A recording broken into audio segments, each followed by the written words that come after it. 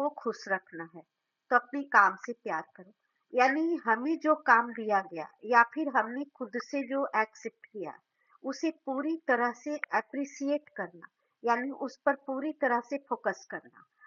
किसी भी तरह की निगेटिविटी को, स्ट्रेस को देखकर अपने आप को ही निग्लेक्ट कर रहे हैं, यानी अपने काम को निग्लेक्ट कर रहे हैं और उसमें निगेटिविटी ढूंढ रहे हैं, तो एक समय के बाद उस काम में मोनोटोनस आ जाता है, यानी उस काम को करने की इच्छा धीरे धीरे डिटोरिएट होने लगती है।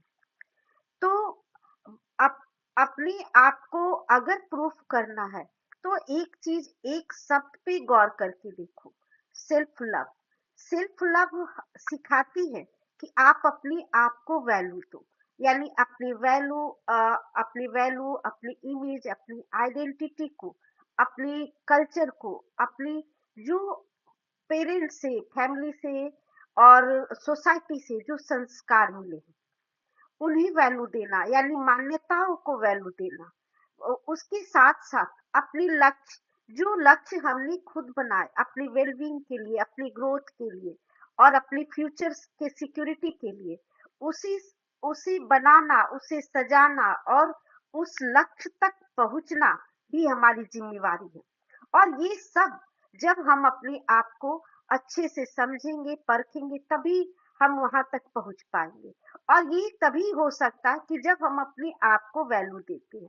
अगर हम अपने आप को वैल्यू दे रहे हैं और उससे किसी को हर्ट हो रहा है, या ये कभी ये सो नहीं करता कि आप सेल्फिश होकर, एंटी सोशल या कोई भी क्रिमिनल एक्टिविटीज के थ्रू जिससे किसी को हर्ट पहुंचा रहे हैं और किसी को हार्म कर रहे हैं और उसके बाद हम अपने आप को बनाने का प्रयास कर रहे हैं, तो ये भी कहीं से सेल्फ लव नहीं है।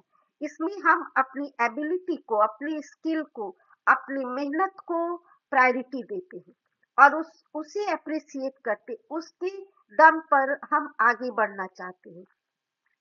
और ये हमारी सेल्फ लव को प्रूफ करता है।